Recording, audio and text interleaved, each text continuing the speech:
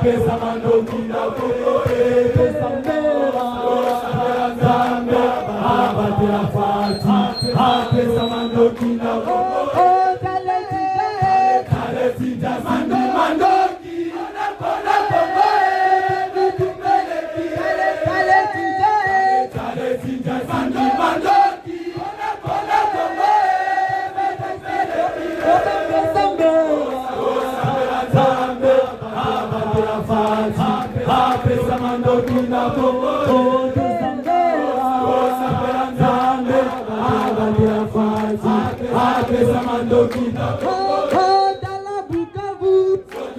Et puis jamais fédéralisme na kata Congo. Ce qui fédéralisme bon, nga na ozoba arme.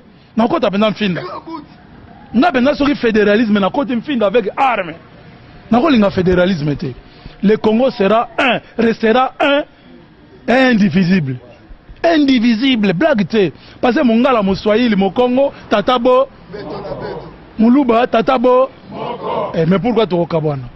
Ouais, ça va. Ça va. Par conséquence, il y a présence à Joseph Kabila na Goma. Parce que discours, il y a Joseph Kabila, laissez-moi vous dire, na ba source diplomatique nangai, et ça déception totale. Parce que personne ne peut comprendre ça. Aux États-Unis, on ne peut pas comprendre comment un ancien président peut prendre une telle posture. En France, au Canada, en Chine, un peu partout, en Afrique, personne ne peut comprendre la position de Kabila. Il a tellement déçu que lui-même, en acceptant d'aller à Goma, il s'est tiré une balle dans la tête. Et par conséquence, sa présence à Goma, il sera le seul à payer ses conséquences avec ses complices. Bolandi peut perdre Balobi. Oh non, Joseph Kabila a accueilli le col avec Yasenko. Non, non. Ce n'est pas la même chose. D'ailleurs, tout ça n'a pas saté que Bino Boyako expliquer Bisso discours à Kabila, Bissonio sur Tolanda et Kabila. On n'a pas besoin de Chadari pour venir nous expliquer ce que Kabila voulait dire. Vous vous êtes moqué de tout le monde. Mais aujourd'hui qu'il est à Goma, qu'est-ce que vous dites maintenant, vous? Mes peuples congolais, Makambo ezo koma na Congo, ezali makambo oye salemaki exactement en Angola. Exactement en Angola. Savipi, le tout-puissant, l'homme fort, et Eduardo Santos, un civil à la tête de l'Angola. Eduardo conclut les accords avec les Américains. Il fallait retour, il y a paix et zone en Angola parce qu'Angola est oumelaki na bitumba mingi. Il fallait que Kimia ait zone en Angola. Pendant qu'on a voulu impulser une dynamique, il y a retour, il y a paix, il y a dialogue, il y a batunyoso, Savimpi s'était entêté. Parce que pour lui, il estimait qu'il était un dieu. C'était le tout-puissant. Par conséquence, sans que na kota na ba détail, Savimpi akufa na mboka na ye. Batu baboma ye ezakaka batu entourage na ye. Liwa na ye, Eduardo azalaki même pas lié. Ndé lelo biso pesko na Congo, Kabila a commis Nzambe, a défié non pas seulement le peuple congolais, mais a défié le monde entier. Le monde entier aujourd'hui, les Nations Unies, la France, l'Allemagne, le Royaume-Uni, la Grande-Bretagne, la Belgique, les États-Unis, le Canada, la Chine, l'Union africaine, pays africains, l'Angola, tout le monde est dans une dynamique qui a recherche, il y a paix na Congo. Mais Kabila a défié Batouana Nyonso. Parce que présence il y a Kabila na Goma, ils allaient synonyme, il y a continuité, il y a guerre. J'ai vu Moutou ya Corneille Nanga, a Finginga Inyama, heureusement Juppé Aye, que Balobi, Bangozo Bazo confirmé que Nenge Kabila comme na Goma, ils vont aller Kisangani, ils vont aller Katanga. Là où Kabila a commis l'erreur en acceptant Yakoya na Goma et puis Yako s'afficher officiellement, Joseph Kabila a signé son arrêt de mort. Bola nangai bien, il a signé son arrêt de mort. Comment? Joseph Kabila na Goma ezali ville où eza sous occupation. Il n'y a pas l'armée congolaise. Il n'y a pas la police nationale congolaise. Il n'y a pas le service de sécurité à renseignement et tout. Il y a Congo. Goma aujourd'hui est sécurisé par l'armée rwandaise. D'ailleurs, pour Okotana Goma, il faut passer par Kigali obligatoirement. Bah, information aujourd'hui, la résidence na place à Zovanda a sécurisé par l'armée rwandaise. Ça veut dire que Kabila azali sous na contrôle na bisoté. Kabila azali sous na maboko ya Congo te. Kabila n'est plus lié avec nous. Kabila a échappé na contrôle. Ce qui est là, likambo comme li Kabila, tu sais qu'il y a la responsabilité. Peuple congolais a cause la responsabilité. Responsable ya makambo na ye cause la beye moko. Et il faut ayeba a quoi ine loko yo bango babenga na Kinyarwanda ubwenge. Ubwenge c'est en Kinyarwanda la ruse. Quand tu collabores avec le Rwandais, bazala toujours na ruse. Nde sika Kabila koina ubwenge. Sa tête, on ne demandera jamais sa tête à Tshisekedi. On demandera sa tête à son maître qui lui a envoyé à Goma. Kaka bato azana bango wana. Et koleka ka place kaya bato azana bango wana. Savimpi a été tué dans son village. Il a été tué par des gens, par ses proches, par ses gardes du corps. Bato bazo sa la sécurité à Kabila, ils ont FRDC. Ils ont police nationale congolaise. Soki li kambwe comme li Kabila. Botuna Tshisekedi te. Botuna mutute. Bino bato bozo soutenir Kabila. Ba kabiliste des cons. Le PPRD. Le FCC, hypocrisie, vous devez noter ça. Que si quelque chose arrive à Kabila aujourd'hui, le Congo ne sera pas responsable parce que Joseph Kabila a bimi un cadre institutionnel, a préféré en lieu place Nengazalaki sous protection de la constitution congolaise. Nengazalaki sous protection de la pinga ya Congo, yé a poni na yé, envahisseur. Et il doit tirer toutes les conséquences. Quand tu disais, moi, Joseph Kabila, biso tout ça, lokola envoûté, mais maintenant on te regarde. Na moli mon abiso nyonso. Il y a Patrice Emery Lumumba, il y a Simon Kimbangu. Eh bien voilà, nous sommes La Voix des Diaspora, télévision, La Voix des Diaspora, votre chaîne, votre chaîne de télévision, YouTube. Nous sommes là vraiment, comme nous vous disons toujours, pour vous assurer, pour vous émerveiller, pour vous donner les informations en ce qui concerne la République démocratique du Congo, notre pays, pourquoi pas le monde entier, avec tant de réalités. Moi, on m'appelle GMK, ou bien vous pouvez m'appeler Man of God. Je suis là pour vous donner les informations en ce qui concerne notre pays. Vous savez tous que il y a à manger, à boire par rapport à l'annonce de l'ancien chef de l'État de la République démocratique du Congo, Joseph Kabila Kabange, et qui est en ce moment à Goma. Donc, comme il avait dit, il est à Goma. Et qu'est-ce qu'il est allé faire à Goma? Qu'est-ce qu'il prévoit faire? Et quel est son agenda? C'est ce que nous allons développer tout à l'heure avec beaucoup d'encre et de salive. On va essayer de décortiquer, on va essayer de parler à long et à large, ainsi que les images vont parler par rapport à sa descente à la ville de Goma, là où les M23 sont en train de contrôler. Et vous savez que c'est Deneta Nanga et son groupe sont là à Goma. Donc nous sommes là pour vous informer quant à ça, et vous allez donner vos suggestions ainsi que vos remarques. Nous sommes La Voix des Diaspora. Donc vous pouvez seulement cliquer en bas de votre smartphone, vos écrans, et vous entrez directement, vous aimez la page, vous partagez aussi à vos amis, et c'est un moyen de nous donner le réconfort, la force, de beaucoup vous donner des informations, pourquoi pas, et vous dire tout ce qu'il faut par rapport à notre cher et beau pays, la République démocratique du Congo. À la caméra ainsi que la technique, il est celui qu'on appelle l'évangéliste Cédric Boaté pour vous donner les images depuis vos maisons, depuis votre smartphone. Et moi, je suis là pour vous assurer compagnie au micro, pourquoi pas, à l'animation de cette émission. Tout à l'heure, là, nous allons progresser, nous allons marcher jusqu'au fond là-bas, là où il y a beaucoup de gens pour essayer un peu de parler mieux, parler beaucoup et vous donner aussi beaucoup des images. Il y aura des images des politiciens, pourquoi pas, ainsi que les Congolais qui vont balader. Vous savez, notre spécialité, c'est le devoir des mémoires.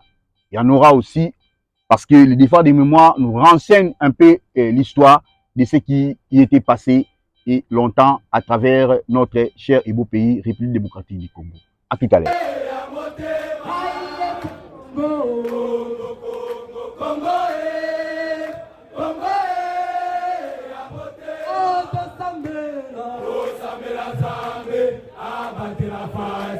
Apesa mandoki na koko tosambela zambe abatela fati apesa mandoki na koko taleti simbi mandoki ona kongo bitumbeleki taleti simbi mandoki ona kongo bitumbeleki tosambela zambe abatela fati apesa mandoki na koko tosambela zambe abatela fati apesa mandoki na koko dala bukavu soki na ta ya motema Congo Congo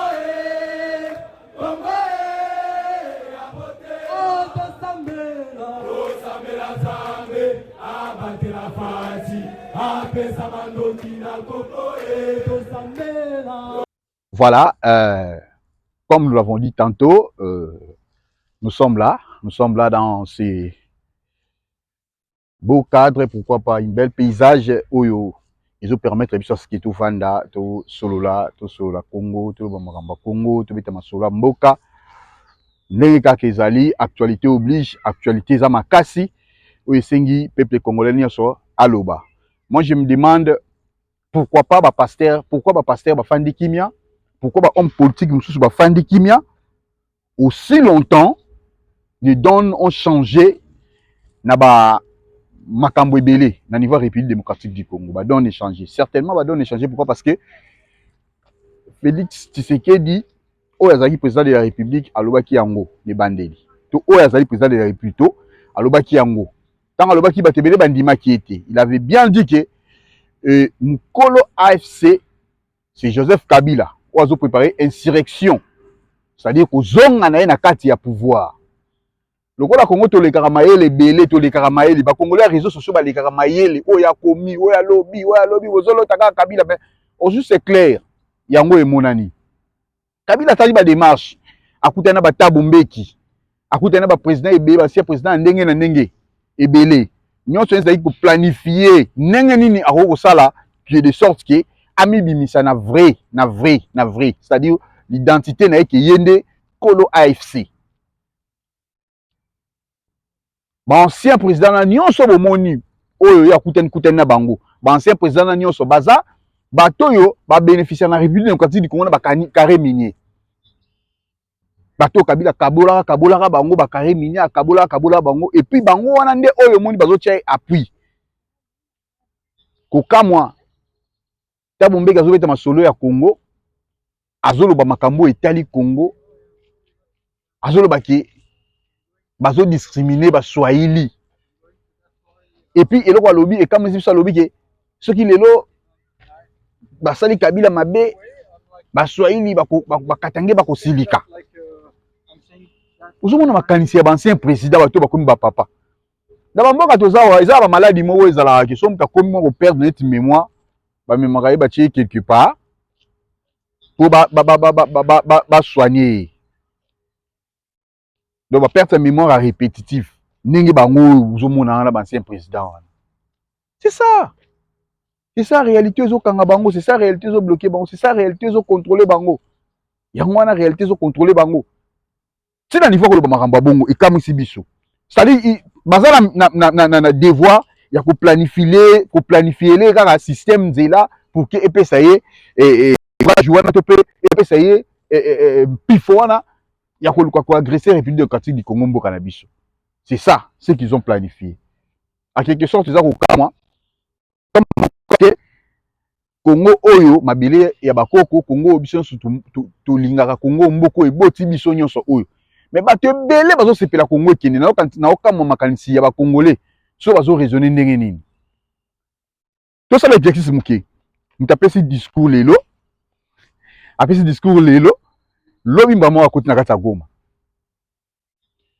Bon calculer que gazwa qui avion quelque part. Et selon m'espère, le discours a été fait na kati ya Rwanda. Parce que bako si non à côté na Bukavu voyer na bateau non. Babi à côté na grand barrière. Na Giseni na grand barrière. C'est-à-dire meeting et ça mi na kati ya Rwanda abimia ya côté na grand barrière à côté. Na kokota na kopema tata mikolo mbala moko akei esika bazo former bazo récupérer ba militaire ba jeune oyo batu bakangi ebele ma famille yebité na non na Sud Kivu oyo ba déporter bango injustement bazo kende ko former bango rapidement pour basimisa bango manduki baya ko bundela mboka baya pour ba agresser République démocratique du Congo. So to lobi boko mo bangisa biso keba sala boy eza mboka ya biso. Quand on télémaka na cher to lobi la makambo etali Seigneur to banga kati. Parce qu'on prêche la vie na batu. Mais ce qui concerne la République démocratique du Congo, ils ont appelé na ba pasteur, na ba belé, ma mekampi ko sala pe et large diffusion wana ko la République démocratique du Congo mboka na biso na ndenge ils ont agressé. De to baki jusqu'à preuve du contraire ba Congolais belé o bazana na ko banga nanu Kabila, mais bazana kata Kinshasa. Belé et puis les belés sont au service. Il y a M23 quand ndenge nanga lubaki et belé bazana service à M23. Na kata Kinshasa wana. Parce que oyo Kabila lobi batu ku talibanda bazomona inadmissible bazoko ko digérer ngote. Mais na kata Congo faut mona batu ba bouche bée. Et ce sont les Chadari qui vont monter au créneau pour ba yebisa biso ki akei kuna pour que na cadre kande basango bakendaki pour na koluka ko fédérer batu koluka kimia. Attendez, vous moquez de qui? Bozo kosa banani. Bozo kosa banani. Est-ce que bozo na souci à bateau bakufi na Goma? Bozo na souci à bana ba déporter combien de morts? Combien? Binoka régime momo e boma kana onka batso mo zo pouvoir bozaki na pouvoir bozo boma. Mais bozo libanda pouvoir bozo ko ndira oboma. Po boya ko zonga susu ko ndira oboma. Non. Non. C'est le pouvoir en place maintenant, il faut avoir disposition au Essengeli parce que il faut maintenant commencer à traquer ces gens-là. Il faut commencer à traquer ces gens-là. Kabila déjà pris ses positions là. Mais Batuna Kabila bazana kati ya Kinshasa la capitale. Oyo bazo continuer toujours comme magouiller bino, bazo continuer et puis ils sont là, ils parlent au nom de Kabila. Vous permettez tout faire dans tout solo là parce que na mon côté les et ça la moi pour matamo va tenir tout faire tout solo là. Pour tout solo on est long à large. Biso tout ça 19h. Heure ya mboka toza. Tout ça 19h bota la moyoté parce que tout ça n'a été on est 19h na mboka tozali tout ça quelque part ils ont le droit lié d'attraction il y a site où batbaya quand bo mona mindé bazo tambola bo batu il y a site batbaya kana bango moi ko se divertir et puis biso peut profiter to bima lelo na plateau na biso ya voix de diaspora pour toi to sur le makamboka pe libanda a ekuza malamu mingi et bo tenir un guerrière to so bo mona en kilote parce que tout ça n'a été biso to profitera muke to benda moi moi oyo ça la biso bien parce que tout ça ramali makasi ya tamulayi mais tant que toi n'était boezo pesa biso paie moi tant tous à en kilote tous c'est déchaussé na si bo monde la plupart bateau bozo mona bazo leka bazana ba kilote bazana ba bilamba pepele pona kozama moi parce que malili ele kaka moi mingi ndeto tukoloba tabombe ki asoli na Kabila tabombe ki asoli devant liboso zaki Obasanjo oya Nigeria au mona ka ba ancien président moko boye oyo ba intérêt na bango za kata République démocratique du Congo. Mais comme intérêt na bango ezali raison pour laquelle on a dit que balingi ba toujours na même mise ba contrôler mboka parce que ba yebi que ceux qui mutu na bango za wana ba contrôler mboka makasi et aux alabans très important. Ou bien, tu son te kambo kango, ou bien tu te lingimbo kango te. Mais un homme, mutumoko a télémaka lobaka, batu bandima qui était. Il s'appelle Jean-Pierre Bemba Gombo. Tango a télémaka, asali ba marche na ye, to pas asali ba voyage na ye, na quelques provinces de la République démocratique du Congo, a solo la ki bongo na ba ethnie ebele. To pe na ba villageois ebele, to pe na ba ndeko ba province ebele. Mais entre autres makambo lobaki, batu bandima qui était. Batu bandima qui était. Mais na lingi, quand on a 1 minute et quelques, total nano makambo ya lobaki, oh lelo comme vérité. Et bon tozong après image. Moto azali sima ba M23 na ba AFC boyo kakawana. Moto azo financer bango. Ezali nani? Ezali Kabila. Voilà. VPM Jean-Pierre Bemba Gombo tango lobayiki.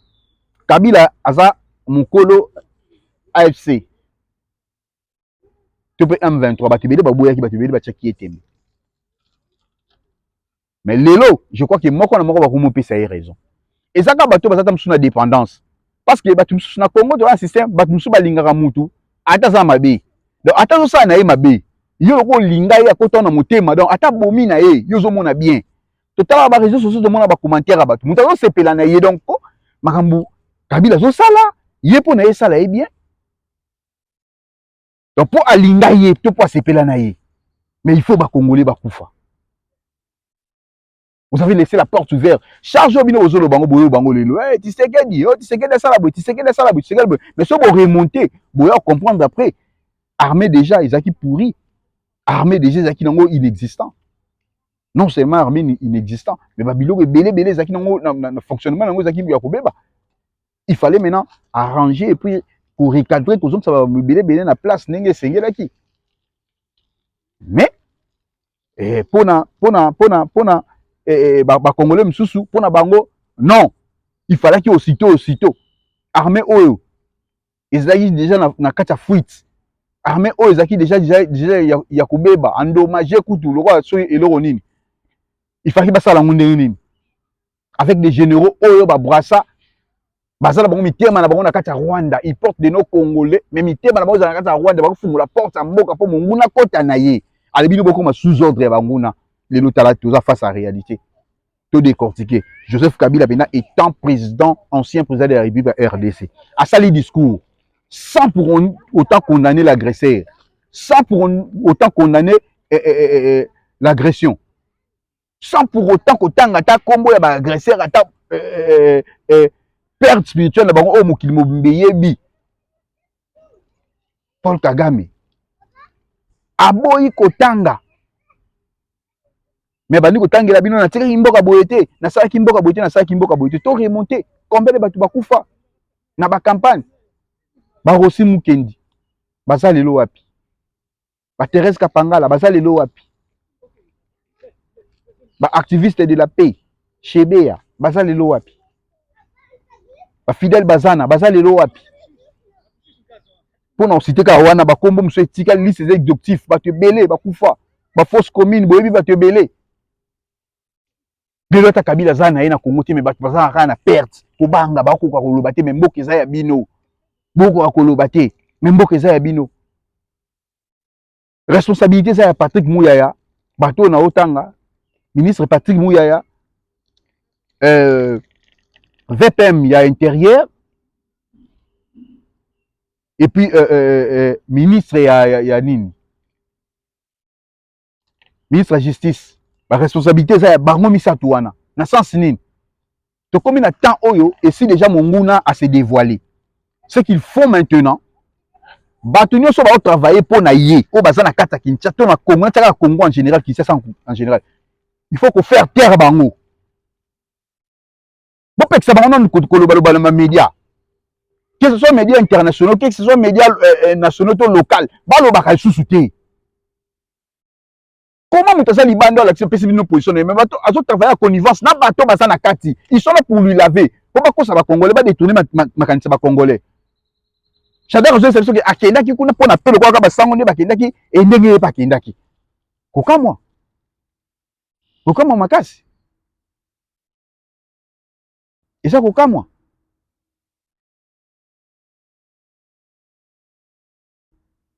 Tant que kotala basoda ou baza na niveau esika bakangaki.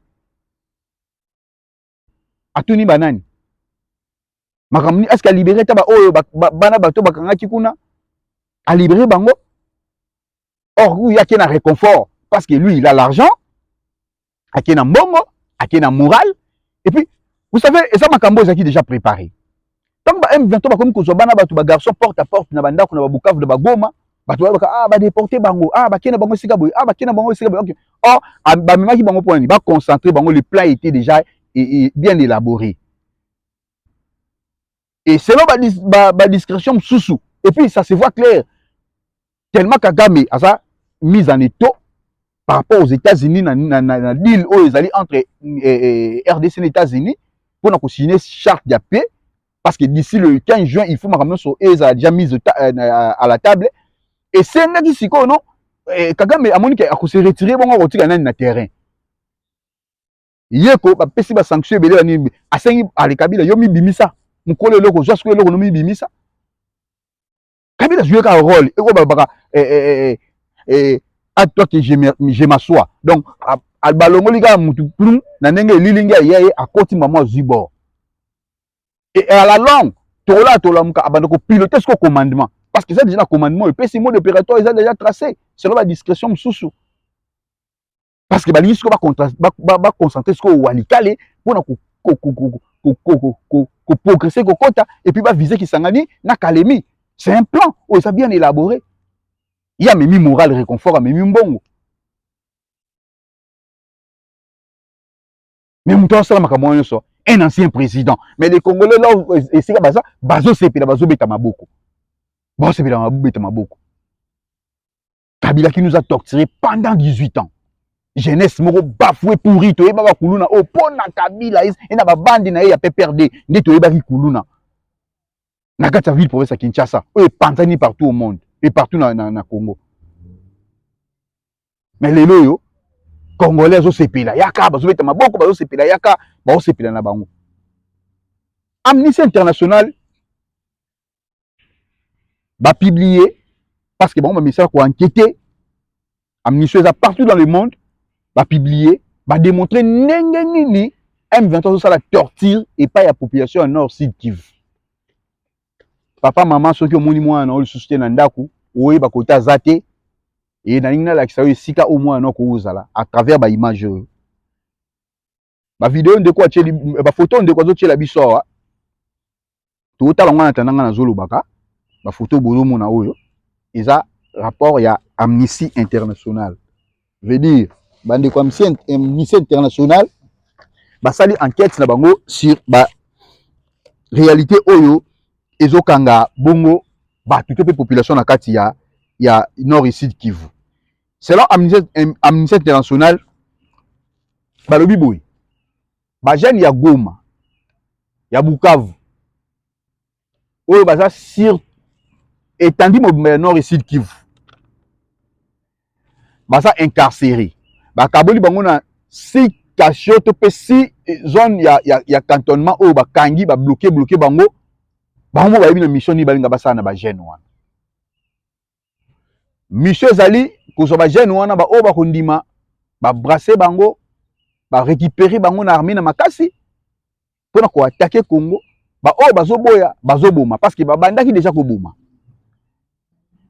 groupe a liboso batie bango na photo de bozo mona na eza assemblée provinciale building ya assemblée provinciale wana eza image oyo eza tiré par des drones oyo laksa enquête groupe a liboso batie bango na assemblée provinciale na building na ngo assemblée provinciale na niveau ya Nord Kivu na Goma wana et puis bande kwa bazo torture ya makasi donc soki balali balamuki ba benima de ba retirer bango ba bomi so balali balamuki ba benima trop ba retirer bango ba bomi bazo boma na ba marteau et puis bazo boma na minduki bazo beta masasi na 34e région militaire bande ko baza na Goma ba bi 34e région militaire ici ezali groupe mususu batie bango wana oyo bazo massacrer bazo sala bango mabe. Groupe mususu baza bongo na stade ya unité ya Goma. Stade ya unité ya Goma bandiko bayebi eza stade oyo ba équipe ba Dauphin Noir ya Goma ba betaka bale eza stade betaka Ligue 1 ya République démocratique du Congo to benga Lina Foot. Ba mususu baza wana par rapport à photo bozo mona ba chaîne do ba tie bango ya kotelema. Donc bafandaka ya balala bate nalo bafandaka te mais bazaka ya kotelema mbule beta et puis ba fini bango ensemble na position kotelema. Balubi ba mususu bazo kufa ba mususu bazo piquer ba crise ka wana sur place o etali bango te torture moko inédite donc torture sans cause parce que za gêne so ba moni na carte d'électeur ya RDC wana ba bandi ko landela mais so carte d'électeur ezati misusu pe bazui bango par force ba kati na bango frontière ba continue bango Rwanda oyo ba libérateur oyo ba betela maboko ba ko libérer mboka groupe ya misato basa bongo na mon et quatrième groupe plutôt basa bongo na Mongoma montagne ya Mongoma bato ba bi RTNC ngomba wana ya RTNC Goma groupe ya misato baza wana o bache bazo torturer bango bafansi bango kaka na se moi mvula bazo beta kolia te kozanga kolia pas de visite pas masolo na kata famille na bango bazo torturer bango. Et puis groupe asuka batie bango na agence nationale ya renseignement veut dire ANR ici que ça la bato baebi bureau ANR na Goma ici que zali ici que bandiko bazo zo torture bazo nyokola bango bazo beta bango ba libérateur cause nini cause yebaniti après Kabila kiti akei ko se retrouver na Rumangabo et pas yo pezali quand oyo ba récupérer ka bongo maintenant ba militaire ba jeune nyonso baza ba civil ba tie bango et na moral moko c'est là ba information oyo circuler tango asisi ko sola bango nda zongi asololi na ba autorité na ye politico a tie en place ba bisi mois ba nanga ba beti masolo pona bango souci za bango za nini fona ye souci na za nini ba sala sko offensif nde na tikoloba ya walikale pona ko progresser et puis ko kota na nini kokota na Uvira et puis c'est bango possibilité ya koza kisangani et puis kokoma na Kalemi oya soli na bango to ki mo ba contact bisi mo meki mo ko s'opposer na ye meki mo ko boya makambo ngo ko ndima yango te parce que bisi mo alobaki ke non biso toza sous na makasi yana ko progresser to ko avancer te parce que et toza interdit na yango par rapport ba don nde tozo solo la ba masolo. Donc cela babisi mozaïka basuka nord sud Kivu et puis pour na bango bazo contrôler ba carré minier wana et sili pour na bango.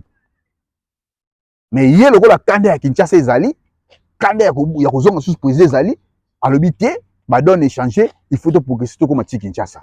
Alors moi mbutu za na niveau wana moi incompréhension c'est lo bango. Mais to yebiti so ba ko se mettre d'accord par rapport aux réalités où tozali na en face.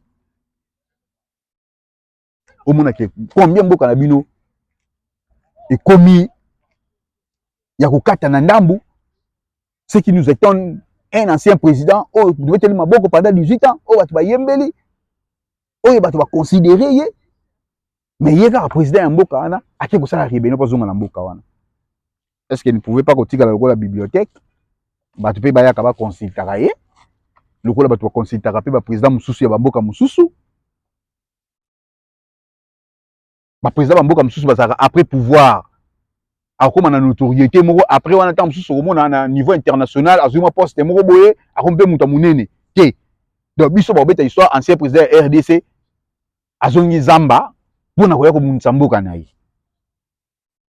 monsieur Jacquemain Chabani VPM intérieur o eza temps ya susu ya koyokela mawate soki bino bozo lala bozo anda plaisir ko fanda na kata Congo plaisir aux na Kinshasa na makelele la bar na makelele ba nini botambola ba gironfa boyeba ka yango ki plan kuna o bango bazo sala eza plan ya koyoki la bino mawati il va vous mettre en étau parce que après wana mission na ezali ki aya so kutana na Denis Sassou Nguesso po ba solula ba nini ko planifier boko sutura bozu contre attaque de partout ba attaquer na Grand Katanga ba attaquer na Congo Brazzaville boyi ba pesa ba mabele kuna na ngamba ba attaquer na boye et puis ba pelisi moto na fort côté nyo belé bala moko et bino mo za mise en étau surtout pe na Kinshasa ngo boza peka na ba infiltrer na kata Kinshasa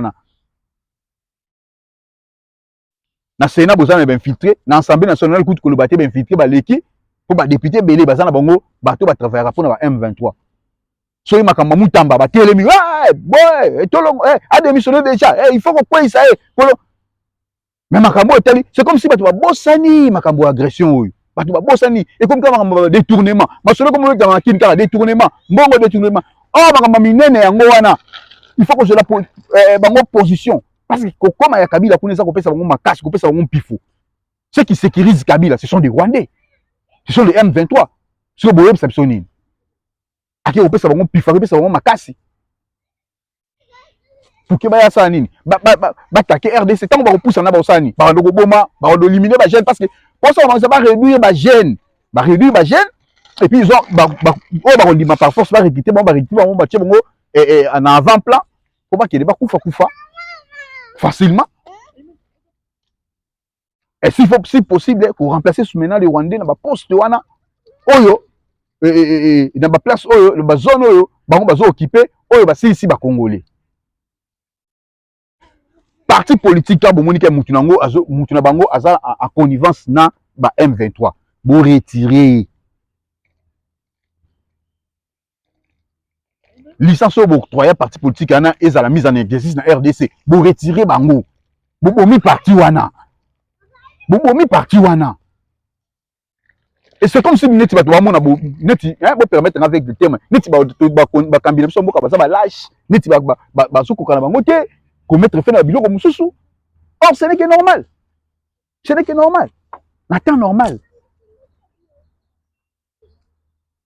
normal il faut que longolango il faut que l'on la partie wana ko pekisa batu nyonso yo basa connivence na ba rebelle ba le kaka na ba TVT ba lo ba tous na ba radio te ba sala ka pe ba émission te ba sala ka pe ba sortie médiatique te poka isa na Congo so ezaki na ba mboka mususu ba arabe mais to lo ba mususu fo isa na Congo ba journaliste écoute ko lo baté ba journaliste belé ba komanda bango na service ya bangu na mboka ebelé ba na mission na saluer logique ya Peter Tchani bato belé botali na ba réseau combien Peter Tchani ozaki porte-parole ya ensemble porte-parole privé Moïse Katumbi malobi aussi londa Katumbi ya sangani na Kabila ye a travailler sur na Katumbi te c'est ça un homme parce que atali ke bandeko ni bazo kufa pour l'intérêt ni ya zwa mbongo mais intérêt bandeko ni ba kufa le Olivier Kamita ba comme porte-parole ya Kabila Kabila Telemi. Non, c'est le président de la République, son excellence, Félix Antoine Tshisekedi Tshilombo. Bande Goboka data parti oyo, botambisa yango, ti comme la taba konza IDPS. Mokonza mboka, omoni Zelensky, président ya Ukraine, aboya kolata veste. Banda mboka na ye, bakoma babungisaka yango na Russie, aboya kolata veste. Aba kolata costume, tim kolomboka nengo za na kimia. A voyager à Bamboke belé à Kendara Marambe belé Bamboke ba déplacement azaka na ba t-shirt et puis ba t-shirt vert pour na loxake tout un esprit à combat. Monsieur le président tika na ba lix tika na ba veste ba croisé ba 3 pièces ba croisé mikolo zaka pantalon kaki ketch polo kaka ya vert oyebi ne l'atelier et puis ça vraiment révolte mon boy et là tu depuis ça moi révolte mon la population donc au chef de la population esprit déjà ya combat. Oui, tout ça na combat. Parce que nous sommes bon na 3 pièces, bon na ba veste ba mo ka mokonza mboka ko biloko ala ta ya et là ça que azana e joyeux, azana e na sengo, azana e na nini ti. Ti. Tika na costume. Là tu na t-shirt tu na ta ya ba manche courte, tu na t-shirt, tu na ketch na nini. Esprit bena RDC za ya kombe sala. Eza malamu mingi. Parce que auto vivre, il a sous et malamu mingi te. Il a sous et c'est mon mingité. Kabila koti Goma a wetsi kokindi na ko visiter site ya Rumanga bo sika bazo former ba militaire pour na occasion nini to pe pona osala nini ayi ko sangisa ba cadre na ye pona loba nini to pe sala nini pona bango réalité mususu ba point de vue etalami to ça 3 points de vue o to laksa après wana to kata na biso émission parce que to yaka poto pesa moi flash point de vue ya liboso ezali bongo ya Thierry Kambundi azali bongo journaliste ya Top Congo FM Baby les journalistes azalaka na katikati kasi journaliste abimisi motema na ye mobimba asopi motema na ye mobimba na souci ya mboka na ye Congo soki aza na raison bino nanga totala nanu bongo tozonga juste après. D'un point de vue personnel, je suis déçu et surpris en même temps. Déçu d'entendre le président, l'ancien président de la République. Bon, il a le droit de s'exprimer, il a le droit de critiquer le pouvoir de Tshisekedi dans sa posture d'opposant, mais n'a rappellera tout le temps que les Camboué, les Congo, Lelo, il faut tozalana narratif na point moko obiso nyonso tozo kutana. Nous avons affaire à un pays qui est agressé par un ou des pays qui l'ont agressé sous son mandat, qu'il avait condamné. C'est bien de dire au régime les gens du pouvoir se sont occupés à lui rappeler tout ce qu'il a fait, tout ce qui s'est passé en matière de droits de l'homme, en matière d'économie, en matière de gestion du pays sous son mandat. C'est on ne dit pas les choses telles qu'elles sont. Tozana Mboko les a agressés. Joseph Kabila n'a eu aucun mot sur le Rwanda qui nous agresse, aucun mot sur l'activisme de ces mouvements rebelles que lui il a combattu comme chef d'État. Je ne change pas mon discours. Nalobaki on a Bruxelles, Nalobaki on a Paris, Nalobaki on a Kinshasa, à chacune de ces sorties médiatiques. J'ai dit qu'il n'a pas aidé. Il ne nous a pas aidé comme ancien chef d'État. Il faut tous dans le contexte ya lelo, non pas pour Félix Tshisekedi, mais pour le Congo qui est agressé. Des Congolais sont morts. Bisika komi na Goma kuna batu bakufi. Du fait que batu bazui mindo qui contre la loi et la République. Du fait que banguna na biso ba voisin na biso ba instrumentaliser ba Congolais, ba participer armé na bango pour na roya au boma pour na roya au piller ba ressources na biso. En cette matière là, il faut pas qu'il y ait opposition et pouvoir. Nazo pesa exemple à Denis Mukwege, nazo pesa exemple à Martin Fayulu régulièrement, qui sont sans équivoque sur ce point-là. Nous sommes agressés. Oui, ceux qui gèrent sont reprochables sur plusieurs points, mais nous sommes agressés. Pointer du doigt ce qui ne va pas. Pointer du doigt là où ça fait mal. Qui ne fasse même pas allusion à cela. Donc ça veut dire qu'il y a la moukia lobby, Congo ezo gérane mabe, natika mboka bien, mboka baby lelo, droit de l'homme eza sous-souté, démocratie eza sous-souté, etc.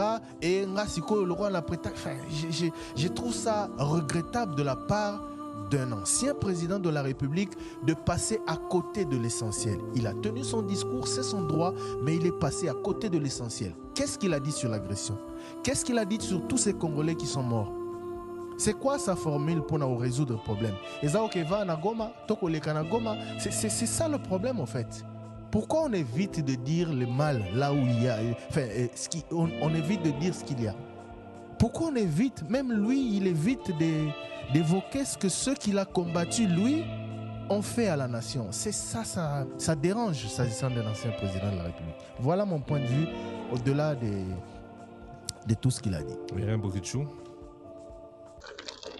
Là, nous venons de suivre Thierry Kambundi, excellent journaliste, il y a Top Congo FM, oui, mais Tarabongo na République démocratique du Congo, puis partout dans le monde, je crois, Bolandi, souci à journaliste. Tous partager un point de vue par rapport à l'ancien président. À sa libre résumé à Tandi.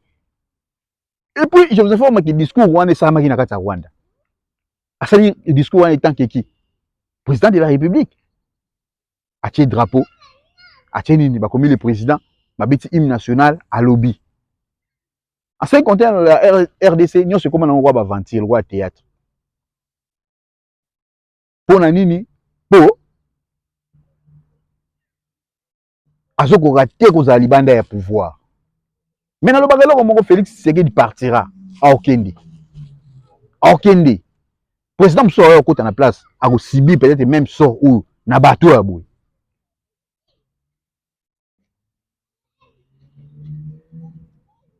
Côté on a quatre bozoloba, dialogue inter-congolais, on a Libanda bazo agressé. Comment vous pouvez dialoguer aussi longtemps M23 Aza Congolais? mais ils ont agressé les intérêts ça va minerai et puis na biloko ebele. Là où ça fait un peu et kolekela biso ko troubler biso par rapport à la réalité. Après tu sais que mundi ya un homme sous alobaka mais bato banda omoni mutu ezosala te bamonaka ye lokwa mutu aliboma. Mais c'est quelqu'un qui avait connu l'histoire approfondie de la République démocratique du Congo, notre pays. Lui, on l'appelle Nemwanantemi.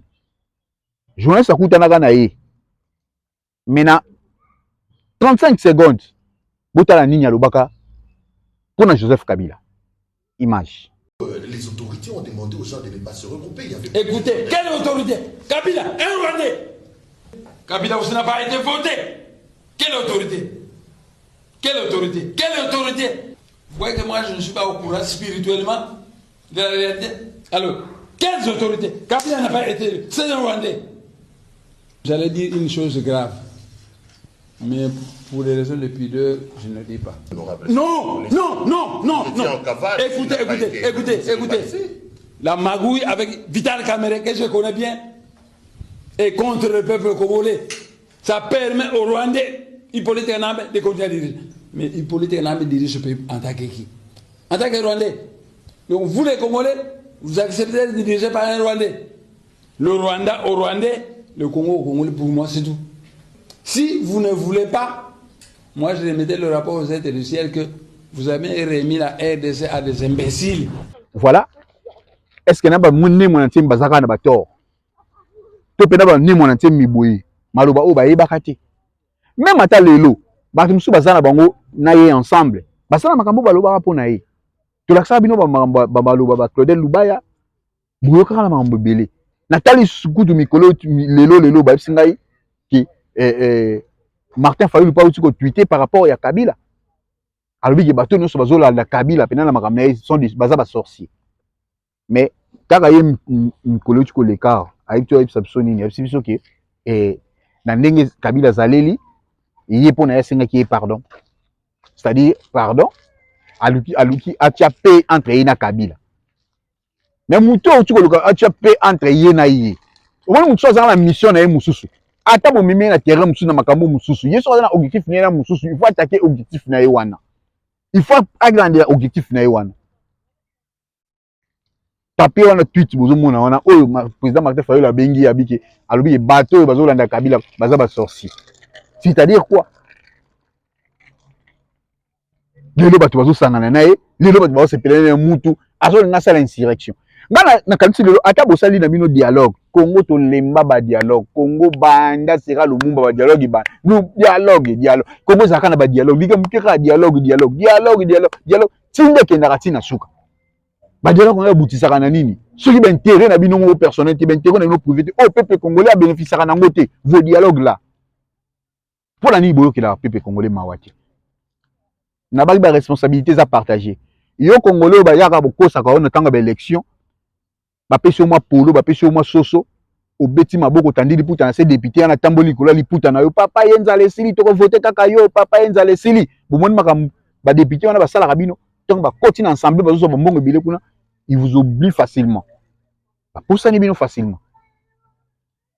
Déjà, tu votes déjà. Netinga na ebike pour nanga bandana ni ko voter déjà 3 fois ba député. Pour un tozoka ma ele te ya koyeba. Combien ba kosa biso. Combien pour ba yaka pour na intérêt mboka. Bana na bango bazali banda na ba poto bazotanga ba nini mais bino bozo tangu kaka makambo ba M23 bandi ba kimisi bana na bango. Misu to kutana na bana na bango na aéroport. Ba ina bango penana ba mitu kana bango ba jeep ba gironfort ezo beta ba tibana na bango na avion ba kimiki la poto. Mais bana na bino population ba tikali wana bazo souffrir bozo kufa na bana na bino. Mais bango ba lata ba veste bazo ko sabino ka nous travaillons pour notre population, nous travaillons pour notre population. Mais yoka bela ba mbongo ba détournement. Yoka bela ba mbongo. Ba détournement bandika pa sera ya Félix.